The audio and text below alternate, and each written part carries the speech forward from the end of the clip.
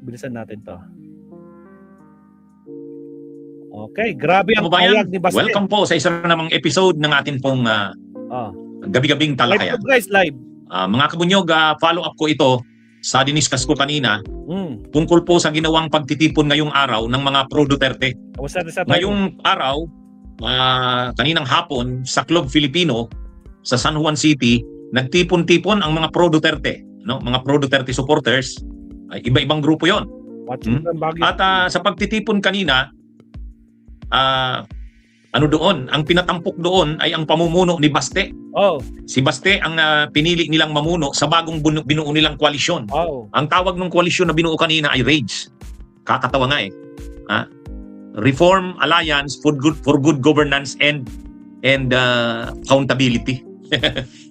Paano naman ang Duterte magiging para sa good governance at accountability? Ano nga ang kanilang pamamahala eh? Ano bang nangyari sa panahon ng Duterte? Patayan dito, patayan doon. Yung mga korupsyon, nakawan. Hanggang si Sara na maging vice president, grabe ang mga korupsyon. Tapos sasabihin mo, good governance. Tapos accountability daw. Ayaw nga nila na si Duterte panagutin sa mga ginawa nitong krimen. Ayaw nila na si Sara harapin ang impeachment. O paano mo nasasabing accountability? Shout out Kabunyog Gonzales Attornino. Pero ang isang bagay dito, grabe yung mga sinabi kanina ni Baste. Sa tingin ko, hindi na dapat palampasin ito ni PBBM. Yung mga sinabi kanina ni Baste, mga ano na yun, kung sa mga kabunyog, below the belt na, sobra na. Sobra na yung mga sinabi. Actually, nitong nakaraang mga araw, makikita mo, grabe na ang propaganda ng mga pro-Duterte. Masyado ng bastos. Katulad nung isang yung DDS na nasa Dubai, Iloy Bugris ba yun? Grabe, lang kanina. Bastos. Natutuwa naman ang mga DDS doon. Pati sila Sara, hindi naman yun pinagsasabihan. Talagang mga kabunyog, grabe. Pero yung speech kanina ni Baste, mahaba yung kanyang speech kanina doon sa pagtitipon ng mga DDS. Ang isang bagay doon na sabi ko, grabe ito. Sabi niya, isang ulo lang ang kailangan namin. Ang ulo ni Bongbong Marcos. Grabe. Kumbaga, ano ba yan? Kung titingnan mo, mga kabunyog, actually, grabe na. Dapat sa parte ng administrasyon, hindi na nila palampasin to. Yun lang pagkakalat na patay na daw si Marcos, na daw ito, malala na ang sakit, stage 4 colon cancer, na-confine daw sa hospital sa St. Luke's, hanggang tapos kung kinalat na nila, patay na. Nasa freezer na nga daw eh. Grabe. Yan? Kumbaga, tapos ito naman ngayon, si Baste Duterte, hindi, hayag-hayagan niya, sinabi niya, Bongbong, ang mga Marcos, yan, swindler. Ganun talaga yung term na ginamit ni Baste kanina, swindler. Kaya sa totoo lang, medyo na ito, grabe na.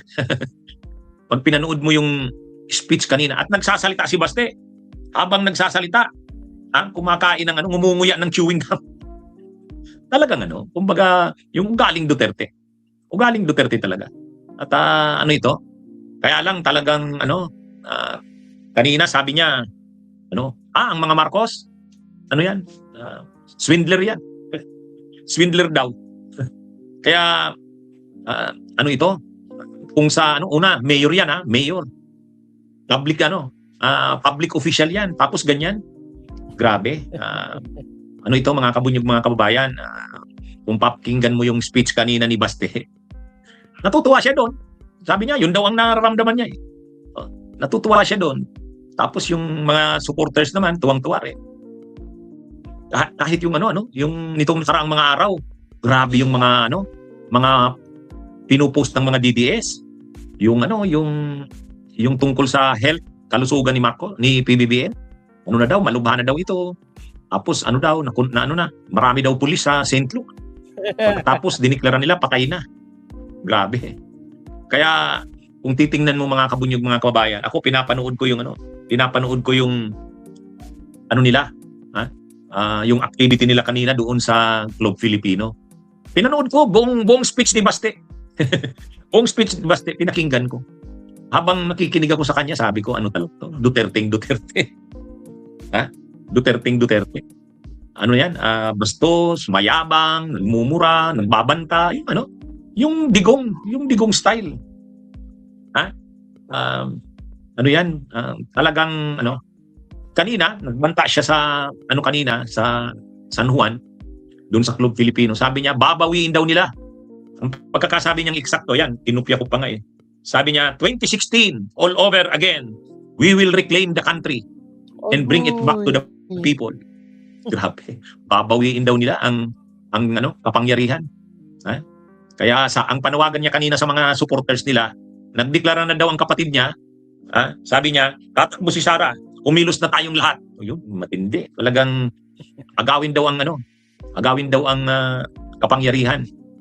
Ang tinawag niya si PBBM na bangag, swindler, mga matitinding mga salita na hindi mo aasahan sasabihin ng isang mayor sa presidente yan. Sasabihin ng isang public official.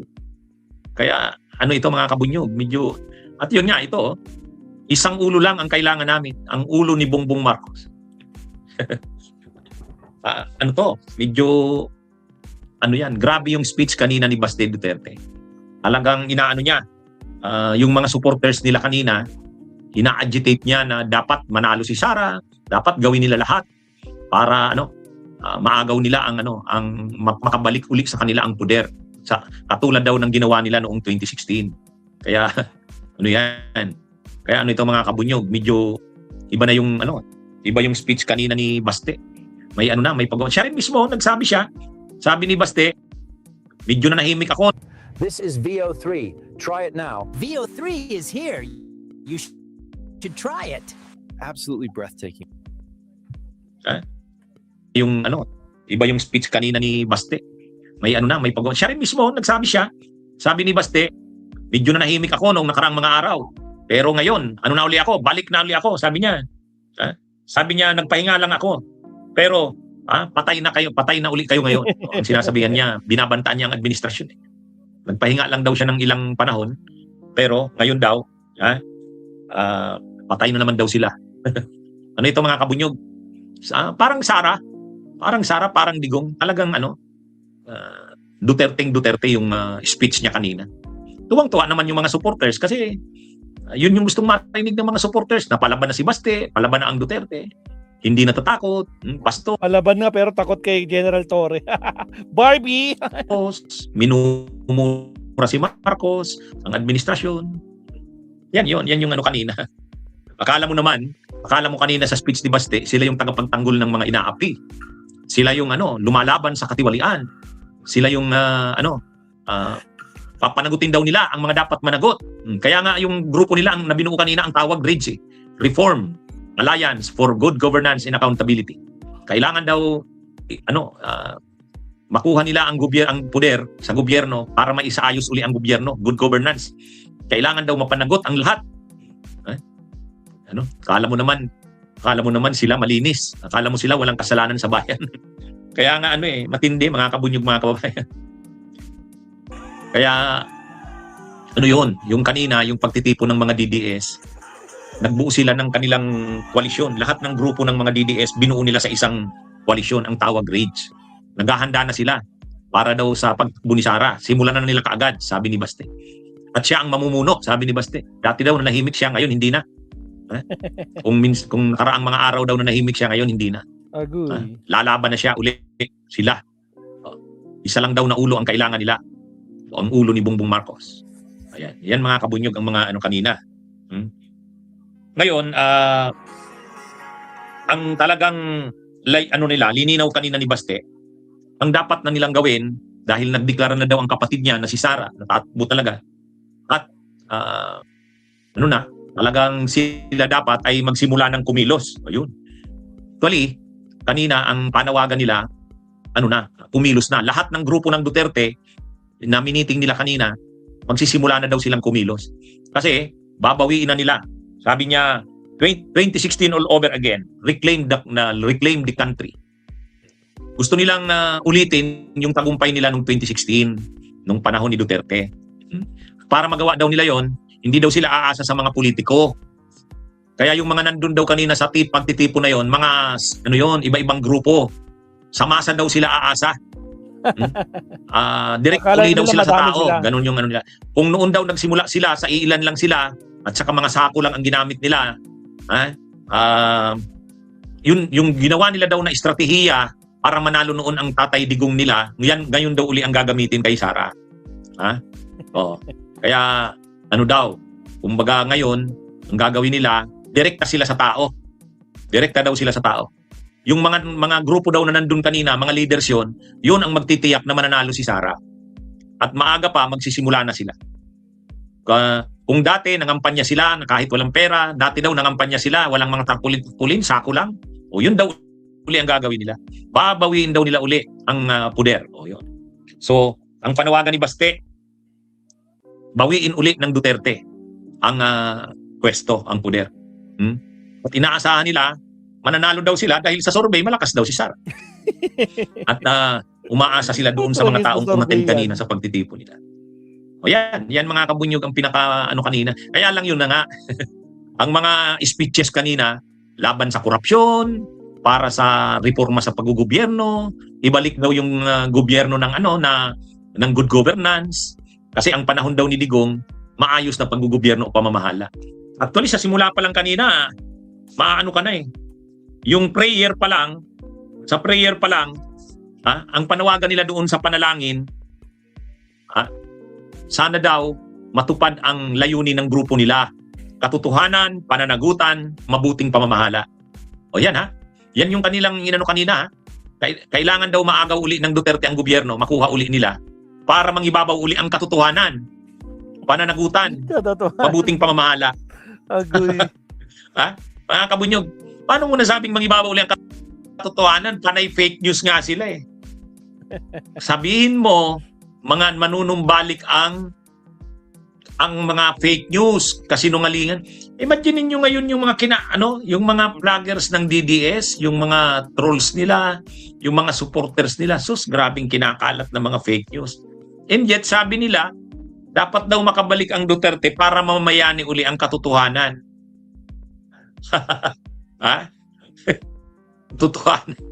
Katotohanan daw. At saka, pananagutan. Kasi yung mga korap daw dapat mapanagot.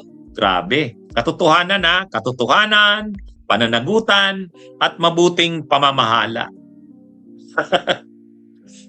Ay, grabe. Yun yung kanilang slogan. Katotohanan, pananagutan, mabuting pamamahala.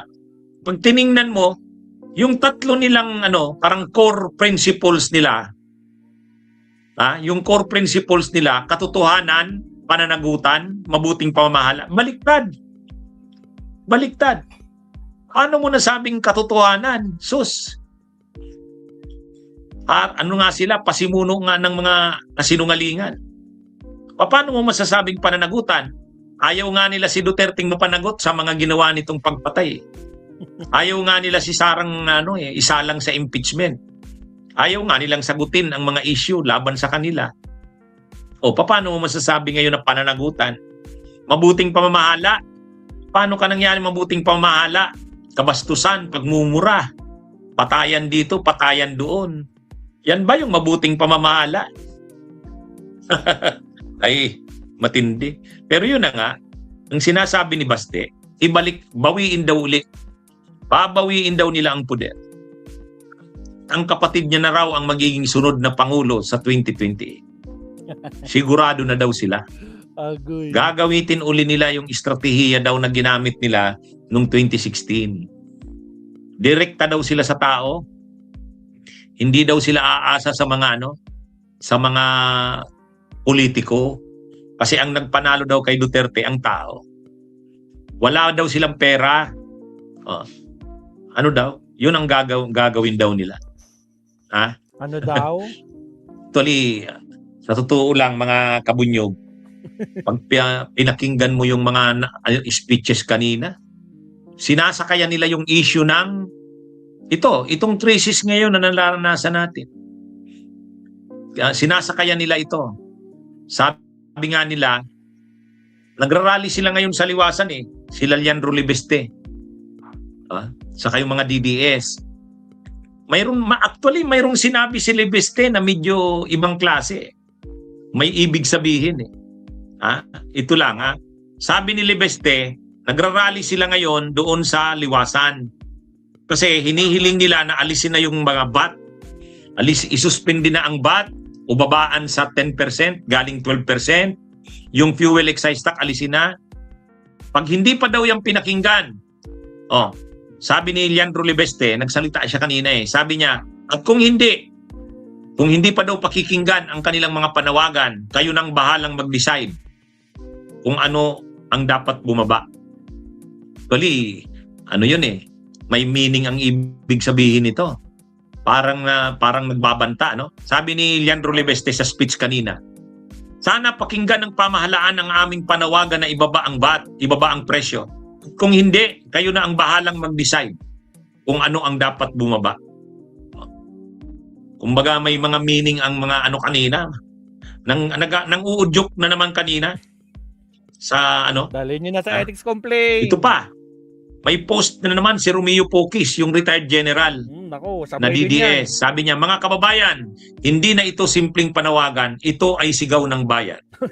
Sobra na, hindi na namin kaya. Kailangan na nating kumilos. Wala na guys, hindi na Kumbaga, na naman, mga kabunyog, kapag ang bayan ang kumilos, walang kapangyarihang kayang bumaba. Mga kabsat, suko na daw sila. Hindi na daw nila kaya. Good luck sa inyo. Hindi nyo pala kaya mga kumag. Aliwala. Ano kanina ginagatungan nila, ang ginagawa ng mga DDS, sinasakayan yung issue ng laban sa korupsyon. Pinapalabas nila na parang sila champion ng anti-korupsyon. Samantalang ang totoo, sila rin mismo corrupt, yung mga nandun kanina. Kaya nga. Ang mga doon, sila Mike Defensor, mga tao ni Gloria Arroyo, si Esperon. Bakit? Yung administrasyon ba ni Gloria hindi corrupt? And yet kanina, ang bukang bibig nila, labanan daw ang korupsyon. Samantalang si Sara nga, ang daming kaso ang daming issue ng korupsyon, ayaw niyang sagutin, ayaw niyang harapin. Sila Bongo nandun kanina ang dami ring kaso ni Bongo na plunder. Kaya lang sa kanila kanina habang nagsasalita sila, akala mo wala silang korupsyon. Hindi, sa totoo lang. Dahil nga maraming korupsyon ngayon na nai-expose. Dahil nga sa kampanya ng gobyerno laban sa korupsyon, kumbaga, ang gustong palabasin ng mga Duterte, nung mga nagtipon-tipon kanina, yan? Kita nyo, grabe ang korupsyon sa ilalim ng administrasyong Marcos. Mabuti nung panahon ni Duterte, wala. Kaya ibalik natin ang Duterte. Ay, grabe. Lakas tama, attorney. Kaya, matindi nga mga kabunyog. Kanina, yung pagtitipon. Parang sila, yung mga nagtipon kanina, parang sila, mga anti-corruption. Wow! Anti-corruption daw sila, yung mga nagtipon kanina. Si Mike Defensor kanina, si Vic Rodriguez na kaya nga sinibak sa pagka-executive secretary dahil sa maaga pa, hindi pa nga tumatagal ang administrasyon ni Marcos, kauupo pa lang, grabe ng korupsyon. Di ba? And yet, ang lakas ng loob nilang magsabing laban sila sa korupsyon. Kanina, ay mga kabunyog, mga kababayan, sa totoo lang. Ngayon, sa nangyayaring ito, sa tingin ko dapat ang administrasyon ni Marcos, hindi na ito dapat palampasin pa. Masyadong mabait kasi si PBBM. Masyadong mabait. Pero tingnan mo ang ginagawa sa kanya. Tinawag siya kaninang swindler. Sinabi pa ni Baste, isang ulo na lang ang kailangan namin, ang ulo ni Bongbong Marcos. Ano pa ba yun? Tinawag talaga siyang bangag. Kawatan daw, kawatan. Hindi, totoo. Yan yung mga ginamit kanina ni Baste na mga termino. Kawatan, bangag, at swindler. Yan yung So ngayon, ang sinasabi, dito, anong gagawin ng gobyerno dito? Nakita nyo nitong nakaraang linggo, kahit nga si Yusek Claire Castro, galit na galit. Deo Marte, shout out. Kasi nagkakalat ang mga DDS, patay na si Marcos.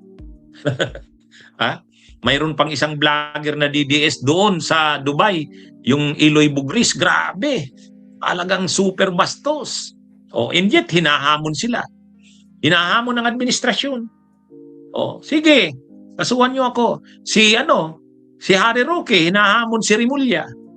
Kailangan na talagang may ipakita dito. Kaya nga, itong impeachment ni Sara, dapat nito, maisulong ito. At kahit sa Senado, gamitin na ni Marcos, ni Bongbong, ni PBBM ang kanyang kapangyarihan. Sus naman. Sinasabi lang na walang pakialam ang executive sa impeachment. Bakit? Si Pinoy. Si Pinoy ba hindi nakialam sa impeachment ni Corona? Siyempre, hindi naman niya naaaminin. Siyempre, hindi naman sasabihin yan. Pero mai-impeach ba si Corona kung hindi gumalaw si Pinoy noon? Maraming senador noon ay acquittal kay Corona. Pero nang gumalaw si Pinoy, gumalaw yung mga tao. Di ba? Pinag-usapan na namin yan ni Llama sa aming talakayan, di ba? Pero dito, grabe na tong ginagawa ng Duterte. Talagang all-out offensive na laban sa Marcos. At kung kinakailangan talaga na magkaisa na ang lahat ng mga persang anti-Duterte, gawin na. Agahan na rin. Kanina, nagkaisa na ang lahat ng persang pro-Duterte. Yun ang tinipo nila kanina. Di dapat magkaroon na rin ng pagkakaisa ng lahat ng persang anti-Duterte. Di ba? Totoo lang. Bakit nagtatrayong ang kasamaan? Dahil hindi gumagalaw ang mabubuti. Di ba? Evil triumph because good men do nothing. Di ba? Yan yung kasabihan eh. Evil triumph because good men do nothing. Ito, ang pwersa ng kasamaan, ang pwersa ng kasinungalingan, napapauna na. Hahayaan mo ba yan, bumilo pa ng bumilo yan? Dapat magsimula na rin ang pwersa ng katotohanan, ang pwersa ng kabutihan. Ako ayaw kong sabihin na righteous. Pero alam naman natin Alam naman natin ang kinakatawan ng Duterte, China, patayan, kabastusan, pagmumura, 'di ba? Kawalan ng respeto sa batas. 'Di ba? Alam naman natin kung ano ang nire-represent na pamamahala ng Duterte. Ang kinakatawan na pamamahala ng Duterte ay patayan, pagmumura, kabastusan. Yan yung pamamahala ng Duterte. Ano yan? Everybody happy. Lahat ng kurap natutuwa. Ngayon, anong gagawin ng mga pwersang anti-Duterte? Dapat kumilos na ngayon pa lang. At sa parte naman ni PBBM, siya naman ang presidente. Siya ang ginagrabe dito. At ito ang banta na ito ni Baste, isang ulo lang ang kailangan namin, ang ulo ni Bongbong Marcos. Makikita mo na ngayon, pag nakabalik ang Duterte sa poder, sino ang unang gagantihan nila? Marcos yan. Marcos yan. Di ba? Hindi naman tinatago ni Baste, yung salita kanina ni Baste, hindi naman tinatago kung anong gagawin nila pag nanalo sila, pag nakabalik sila sa poder. Di ba? Kaya ano rin to, sa parte ng administrasyon, ano ito? Matindi itong mga binitiwan kanina, di ba? Makikita mo, babawiin nila ang poder. Yun ang sinabi kanina. At isa lang na ulo ang kailangan namin, ang ulo ni Bongbong Marcos. Ayan, yan sa totoo lang mga kabunyog. Alam natin kung anong mangyayari pag nakabalik ang Duterte. Alam natin kung anong mangyayari. Paghihiganti yan. Revenge. Maghihiganti yan. Yan yung yan yung tema, yan yung kanina, tono ng pagsasalita ni Baste. Sa niya. At gagawin daw nila lahat ng magagawa nila katulad ng ginawa nila ng 2016. Yan mga kabunyog. Kaya, ang bola ngayon na kay PBBM, presidente siya. Gawin niya na ang lahat ng magagawa niya para hindi makabalik ang Duterte. Gawin niya na. Masyado ng galit si Claire Castro dahil sa ginagawa ng mga DDS. Hindi sasapat dito ang galit lang. Hindi sasapat dito yung bardagulan lang, kikisagutan. Hindi. Hindi. Alam naman natin ang ginawa ni Duterte. Anong ginawa ni Duterte kay Laila de Lima? Ano ang ginawa kay Sereno? Ano ang ginawa sa ABS-CBN? Di ba? Yan yung mga ginawa ni Duterte. Tinanggal si Sereno, pinasara ang ABS-CBN. Kinasuhan, pinakulong si Laila. Di ba? Yun, lahat yun kasamaan ni Duterte. At least ngayon, kung ano man ang dapat gawin para mapigilan na manalo ang Duterte, dapat gawin na. Sa paraang legal. Sa paraang legal. At saka ito naman para sa kabutihan ng bayan. Yung mapigilan na wag manalo makabalik ang Duterte, para yan sa kabutihan ng bayan. Kung yung mga ginawa nga ni Duterte, hindi naman para sa kabutihan ng bayan, ikasisira nga yun ng bayan eh. Samantalang ito ngayon, kung gagawin mo man ang lahat para mapigilan ang Duterte, gagawin mo yan na naaayon sa batas. Pangalawa, gagawin mo yan para sa ikabubuti ng bayan na wag makabalik ang Duterte. Kasi pag nakabalik ang Duterte, grabe yan. Di ba yan yung sinasabi ni Trillanes? Di ba, mga kabunyog? Yun palang Pangulo ka, may magkakalat dyan na sasabihin na patay ka na? Grabe yan. Kaya lang yun na nga. Hindi na to simpleng ganito lang. At ito, nagbabanta na yung mga pro-Duterte. Kanina, lahat sila, ang panawagan nila. Anong sabi ni Leandro Libeste? Pag hindi pa napababa, kayo nang bahala kung sino pa ang dapat bumaba. Di ba? Yan yung kanina eh. Kaya ako, ang ko dito, sa ginagawa ngayon ng mga Duterte, talagang Topico Supremo, purong kape. Roasted the Italian way. Matapang, Tagal ng suave taste. tagal ng of harang, mabsat. success. Topico Supremo, purong kape. hindi daw siya involved dyan, hindi. Balik. Todo-todo na sila eh. Ang tanong ngayon, sa part ng administrasyon, ano naman ang gagawin? Anong gagawin? Masyado nang mabait si PBBM. Masyadong dumidistansya. Hindi daw siya involved dyan, hindi. Ipakita niya na ang niya. Kasi, pag nakabalik ang Duterte, iyan na ang sinabi ni Baste, isang ulo lang ang kailangan namin. Ang ulo ni Bongbong Marcos. Di ba? Yan mga kabunyog, mga kababayan. At kanina, nagbigay na ng marching order si Baste sa lahat ng pro-Duterte. Sabi niya, nagdeklara na tatakbo ang aking kapatid, ang Vice Presidente, gawin na natin ang lahat. Magsimula na tayo. Kumilos na tayong lahat. Yun ang nila. Paano naman yung mga pwersang anti-Duterte? Ayun. Dapat kumilos na rin. Mga kabunyog, mga kababayan. Magandang araw sa inyong lahat. Mabuhay po tayo. Haba ng topic ng attorney dito Actually live to guys live. Nakatap tayo kay attorney. Maraming salamat attorney. Punta natin yung medyo 10 minutes lang ni attorney Mabsat. Wait lang. Punta natin sa to. Naka-live kasi to guys kaya katatapos lang ng live niya. 3,000 yung nanonood pala. Kasama tayo sa 3,000.